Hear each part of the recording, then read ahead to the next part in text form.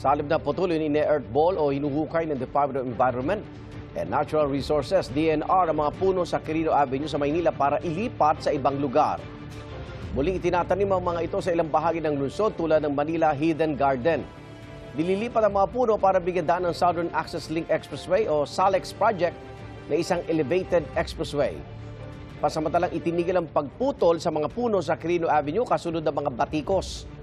Magit 600 puno ang pinahintulutan ng DNR na putulin.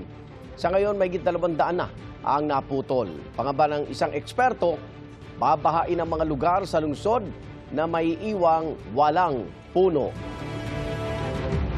Inaasahan na natin na muling babahain, lulubog ulit sa baha ang Kamaynilaan, particularly yung area na kung saan pinutol ang mga puno.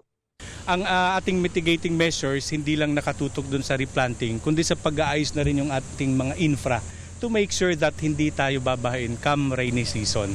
Make sure that yung ating mga drainage system ay functioning, malinis yung lugar para hindi tayo bahain.